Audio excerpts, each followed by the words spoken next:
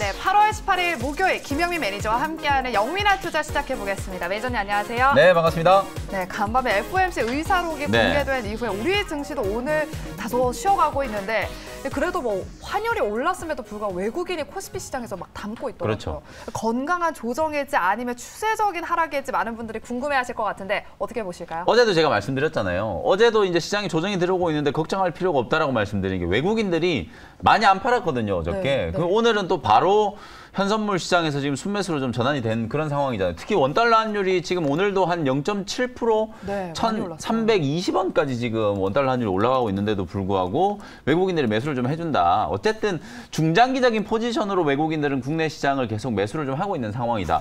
환율과의 상관관계가 조금 둔화됐다라는 건 그만큼 통화 긴축에 대한 이슈가 완화됐다라는 이제 시그널로 해석을 좀 할 수 있을 것 같고요.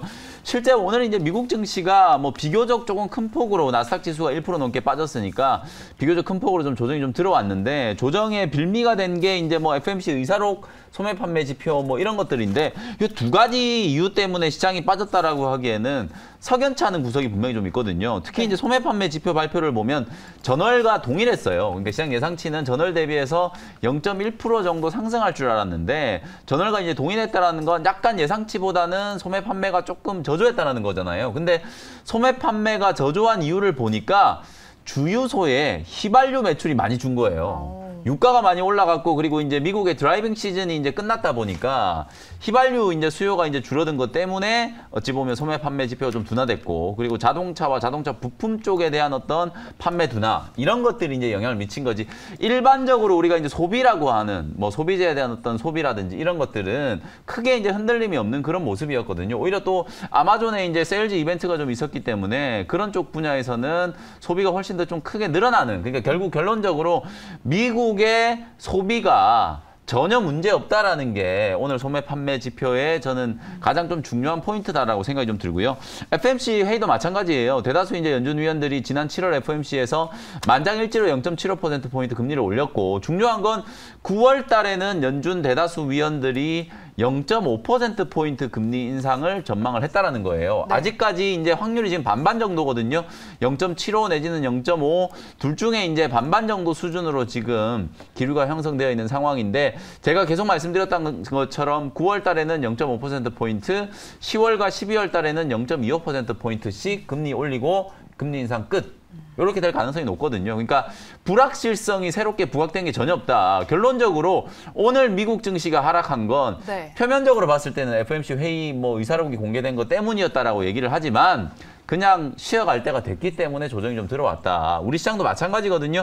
어제 오늘 이틀 동안에 기술적인 조정이 좀 들어오고 있지만 장중에 바로바로 아래 꼬리를 좀 만들면서 저점 시도가 나오고 있는 상황이잖아요. 특히 오늘 같은 경우에는 뭐 코스피 시장에 삼성전자 필두로 해가지고 전체적인 뭐 시장 분위기가 나쁘지 않은 상황이에요. 수급적인 부분도 그렇고. 그래서 건강한 이제 조정이 좀 진행되고 있고 매크로 변수가 완화되고 있다라는 건 계속 현재 진행형이다. 이렇게 말씀 좀 드려보겠습니다. 네, 원래 멀리 뛰게 할 때도 멀리 뛰려면 좀 쉬었다가 딱 껑충 그렇죠. 뛰어야 되잖아요. 오늘의 조정이 약간 맞아요. 그런 조정이 되길 바라면서 그렇다면 남은 오후장에서는 우리가 어떤 업종, 어떤 종목에 주목해야 봐야 될지 원포인트 전략은요? 남은 오후장 원포인트 전략은 저는 대장은 살아있다. 이렇게 간단하게 한 줄로 정리를 좀 해드리고 싶은데 지금 시장에 제가 건강한 조정이라고 말씀드렸잖아요. 왜 그렇게 생각을 하냐면 다른 거 뭐 각종 지표니 수급이니 볼 필요 없고 미국 시장에 애플은 살아남았거든요.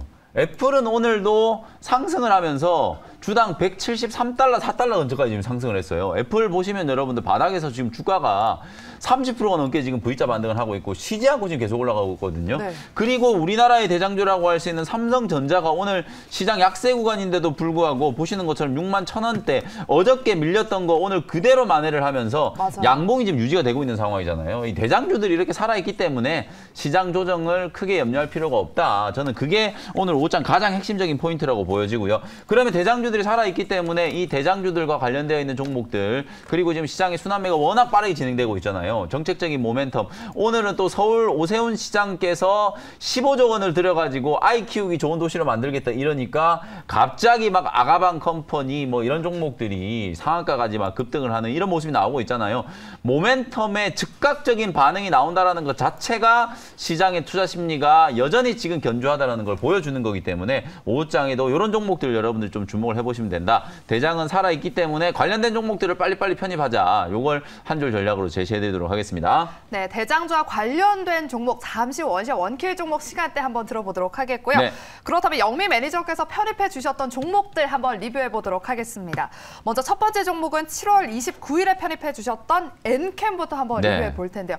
어제 장대 양봉이 나와서 오늘 맞아요. 다소 조금 쉬어가고 있는데 앞으로의 대응 전략 너무 좋아요. 지금 엔캠이 지금 7월 29일 날 소개해드렸으니까 딱 2주 조금 지났잖아요. 네. 2주 만에 거의 뭐 23% 정도 지금 수익이 나고 있고 오늘도 전체적인 시장 분위기 감안하면 상당히 좀 견조한 거잖아요. 어제 급등했던 거에 비하면 오늘 한 3, 4% 밀릴 법도 한데 계속 자리를 좀 지켜주고 있고 제가 2차 전지 전액 관련된 종목들은 왜 이제 중요하냐면 특히 이제 인플레이션 감축 법안과 관련된 수혜도 수혜지만 전액 자체가 화재나 폭발 위험에 있어서 상당히 좀 핵심적인 소재가 좀 될 수밖에 없고 유통기한이 매우 짧고 품질 관리가 너무 좀 중요한 소재이기 때문에 네. 미국 현지 법인을 가지고 공급망을 이제 좀 구축하는 기업들을 주목하자라고 말씀드렸잖아요. 그래서 이제 어제 엔캠을 리뷰를 해드리면서 후속주로 말씀드렸던 종목이 바로 솔브레인 홀딩스였죠. 어저께 장 막판까지 또 솔브레인 홀딩스가 12%가 넘는 이제 급등세가 좀 나왔었기 때문에 오늘은 물론 이제 솔브레인 홀딩스는 약간 이제 쉬어가는 모습을 좀 보이고 있지만 여전히 솔브레인 홀딩스 차트도 아주 이쁘게 지금 눌림목을 만들고 있는 상황이니까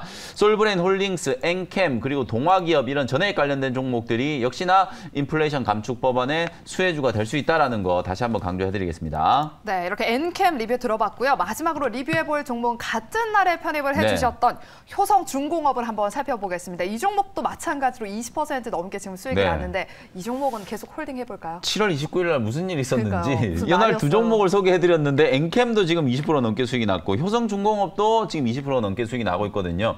효성중공업 같은 경우에는 마찬가지예요. 이날 제가 인플레이션 감축 법안이 통과될 가능성이 높아졌다는 걸 짚어드리면서 그 당시에 태양광 풍력 관련된 종목들이 되게 강했을 거예요. 네, 근데 맞아요. 저는 다음은 수소다 이러면서 이제 효성중공업을 말씀을 드렸거든요. 그리고 나서 실제로 수소 관련된 종목들이 바로 움직인 건 아닌데 지난주부터 이번 주까지 보시면 두산퓨얼셀이라든지 S퓨얼셀 같은 종목들이 급등을 했고 오늘 효성중공업 지금 차트를 보시면 아시겠지만 제가 여러분들께 소개해드렸던 가격이 58,000원대였거든요.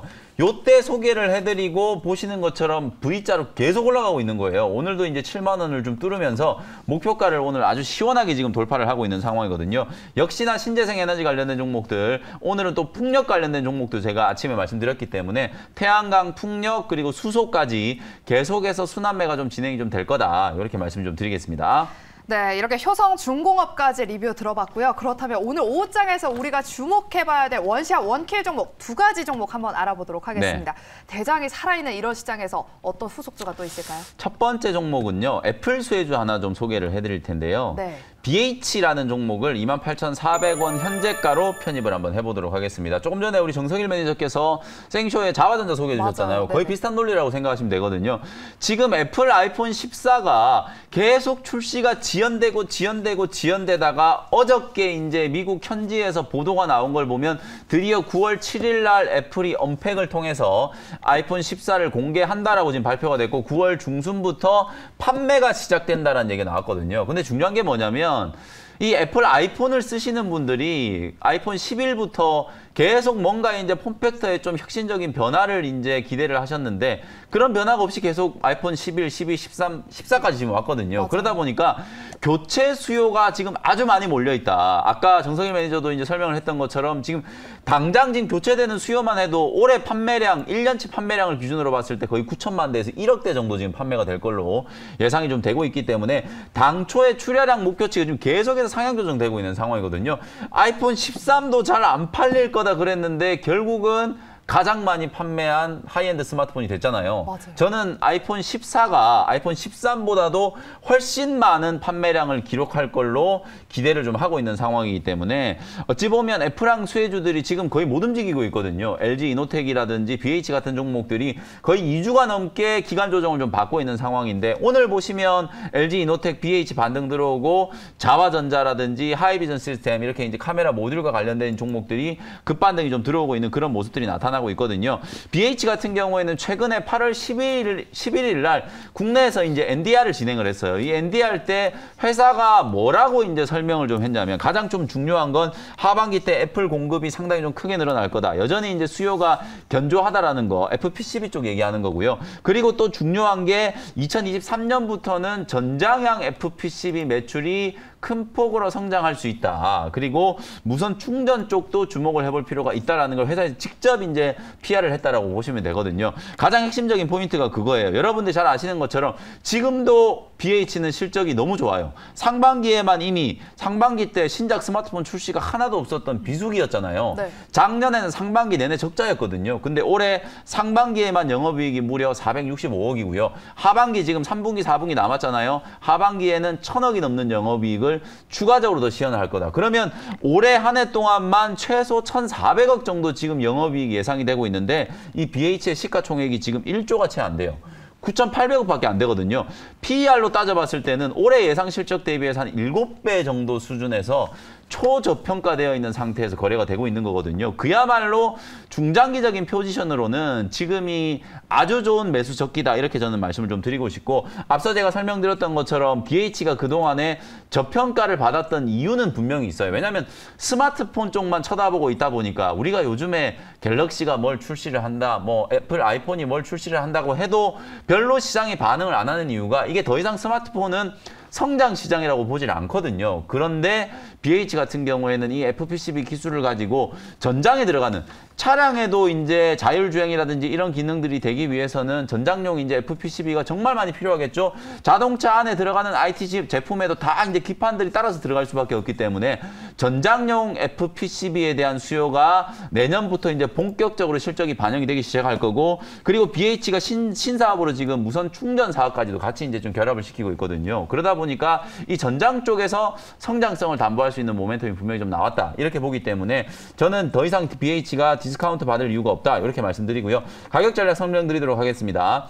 28,400원 현재가로 편입했고요. 1차 목표 가격은 33,000원 올해 최고가를 한번 뚫어낼 거라고 기대를 한번 하면서 네. 33,000원 목표가 말씀드리고요. 손절가는 25,000원으로 제시를 해드리도록 하겠습니다. 네, 첫 번째 종목은 아이폰 14 모멘텀과 함께 또 전장용 자율주행 성장성까지 기대되는 종목으로 BH를 소개해 주셨습니다. 목표가 33,000원, 손절가는 25,000원으로 제시해 주셨고요. 그렇다면 두 번째 종목은 또 어떤 종목일까요? 오늘 이제 방어적인 역할을 하고 있는 종목 중에 방산주들이 되게 좋잖아요. 그쵸. 근데 방산주 중에서 이 종목은 왜 이렇게 주가가 못 움직이나 싶은 종목이 하나 있거든요. 네. 26,000원 현재가로 제노코라는 종목을 소개를 한번 해드려 보도록 하겠습니다. 이 종목은 그야말로 방산과 관련된 우주항공 방산에 있어서 빼놓지 말아야 될 종목 중에 하나인데 오늘 주가가 움직이는 걸 보시면 뭐 LIG 넥스원이라든지 한국항공우주라든지 이런 종목들 주가가 거의 연중 고점 부근에서 움직이고 있는 상황이거든요.